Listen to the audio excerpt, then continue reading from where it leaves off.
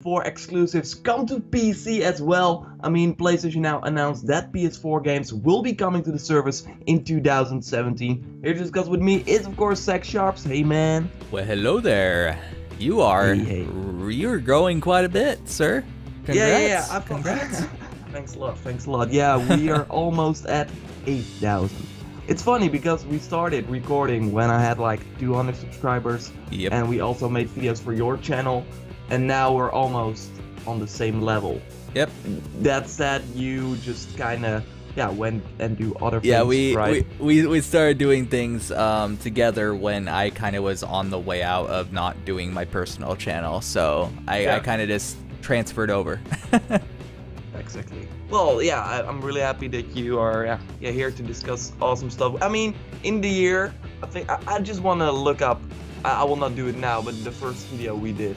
Because I think it's around this time, right? Yeah, we met during the JackX event in March, I think it was, or February. Yep, around that time.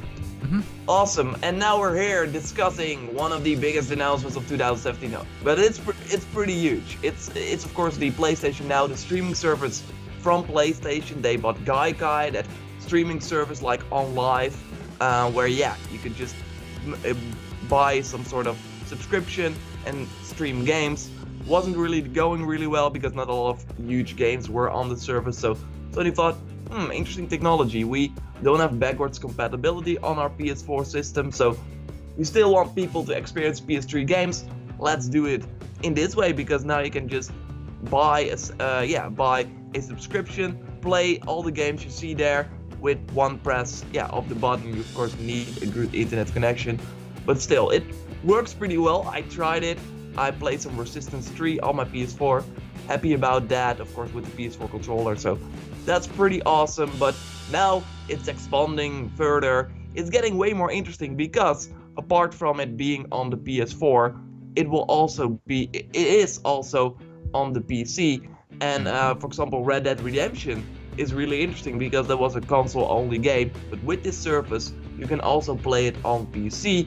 And now, PlayStation 4 exclusives, games probably like Killzone, just the early exclusives, and maybe down the line Horizon Zero Dawn will be playable on the PC. So it's pretty huge news, right? Yeah, it's certainly huge news. A long while back we discussed the possibility of this happening eventually, and it's been really good and on a technical scale. I mean, if you tried out the trial, you have a decent internet connection, you're pretty much playing at 1080p. However, like it's whatever its native resolution is, whatever its native frame rate is, and it's pretty solid. I mean, I tried it out when it was in its infancy and had a few hitches here and there, but it was nothing that I thought, oh, this is going to persist as they, develop it further. And that's just the power of Gaikai. And so now that they're expanding on it and bringing forth PlayStation 4 games, and I'm very curious if we will see a Killzone, if we will see, Knack, or if we will see eventually down the line, something like a Bloodborne. How long of a gap are we going to see between release date and PlayStation Now? It's going to be really cool to see how that sort of develops, because Sony is making a play here. Sure, there's the Xbox Game Pass, but that's not streaming, that's downloading, and it's also... All the Xbox games are already on PC, like exactly, and except for Halo then, but yeah, I don't know if that's in the PC Pass then. No, there's Halo 5 Forge mode, so they might be bringing Halo 6 over.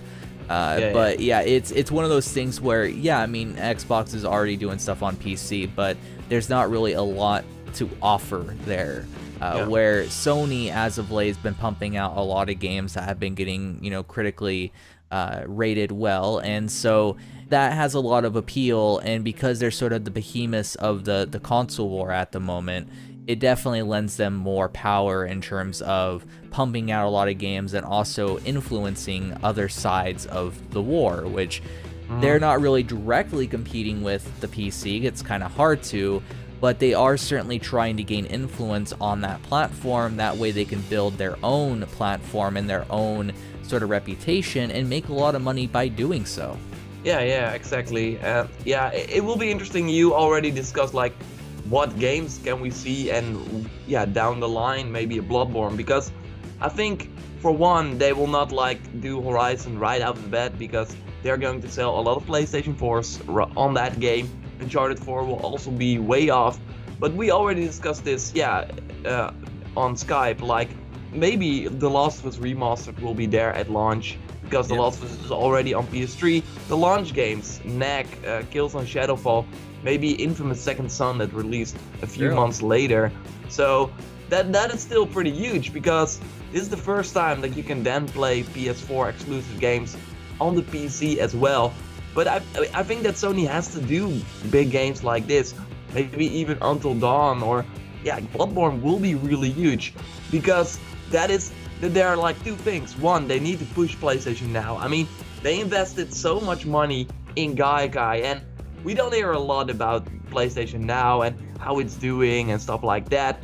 With Red Dead Redemption, they probably saw a little. I think you tried Red Dead Redemption as well, right? I was going to, but I never got around to it. Okay, but still, it gained interest. Like, they need more stuff like this. They need more, stuff that will make PC players interested in this service. I think that there is really an audience there, and of course, they could not play these games. So, that's also pretty huge. So I think that they will come out of the gate with some pretty big games. And for example, if they do Bloodborne, if they do Horizon, when Horizon 2 is coming out like in a few months, and then they put Horizon Zero Dawn on this service, PC players and PS4 players that haven't got around to playing Horizon Zero Dawn, shame on you, they are going to play it and think, whoa, the new one looks pretty interesting as well. PC players will then maybe go and buy out a PS4 or PS5 or whatever the platform will be. But they're getting interested. I think that Bloodborne is maybe a better example of this happening sooner because I think Bloodborne 2 is in development, that they will just release Bloodborne on PlayStation Now. Everyone is going to play it, and then PC players think, I kind of want the new game as well, and then they jump over. So it's a really smart move, and it's going to be interesting to see what games will be there. But I think that it's a safe bet that the early PlayStation exclusives will be there, but also like other games. I don't think, for example, that it will be a Destiny or something like that, because that is of course also console exclusive. But first party will be there. But you, on the other hand, have to think like, will for example a Ubisoft or an EA join this, because EA of course has their own EA access. Ubisoft that you play on the PC, so if they give their games to PlayStation Now as well, then people will maybe not go to Uplay, they will just get a PS Now subscription instead. Maybe they're releasing this new multiplayer game, Drawn to Death, on the PlayStation 4 as well in April, and maybe they will introduce this on the PlayStation Now service as well, because then PC players can also come in and join, and they have like a better multiplayer infrastructure because more people are playing. You'll get a lobby sooner and stuff like that. They can also be looking at that. So it's when it really comes down to it, I mean, I know some people who own a PS4 right now may sort of see this as a bad thing, but when it really comes down to it, as long as they're keeping it within the PlayStation ecosystem, you really shouldn't care, because all that means is they're gaining more money, which allows them to create more of their exclusives. And as much as I, as a PC player, would rather have the native game on my system and not streaming it, I still see this as a step in the right direction for them, because I honestly don't like exclusives that much, and so seeing this is a good thing for me. But I could definitely see from a console player's perspective, looking at like say the Xbox, and it's like, oh well, everything's on the PC and also on the Xbox, so they really don't have exclusives now, do they? And I get that. And with PlayStation Now, that's not really the case, because it's in their ecosystem. You're basically just sort of emulating a PlayStation 4 in essence, because you have to stream it from the cloud and basically process it on your machine and all that stuff. So it's a really good way to get people into these IPs that maybe wouldn't have bought a PlayStation 4, because it is pretty asinine to ask someone to spend $400 to play like one or two games. And so I think that Sony sees this and they're like, okay, well, we have a pretty decent sized library. Maybe if we throw some exclusives at PC people, maybe they'll get our service, maybe stay subscribed to our service and really thoroughly enjoy our service, because the experience that you get from PlayStation Now is pretty good. It's not bad. It's what you would expect from a sort of a 1080p, like 30 frames or 60 frames per second stream.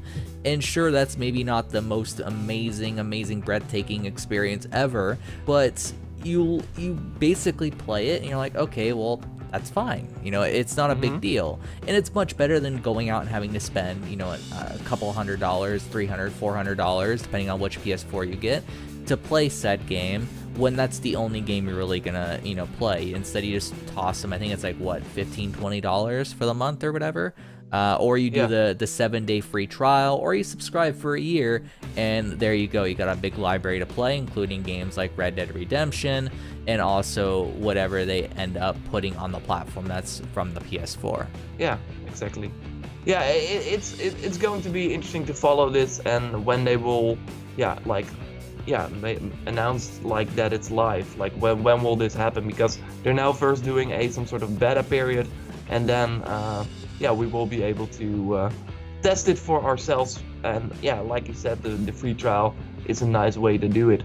I think it's awesome to see. It's just pretty big that Sony is letting you play PS4 games on the PC. That's just a new step, and not just I mean, it's pretty beneficial for them, because they are not releasing all their PS4 games like Microsoft is doing, but they're gonna pick and choose, and you still have to pay them. It's this like monthly subscription. It's 17 euros, so probably $15, something like that.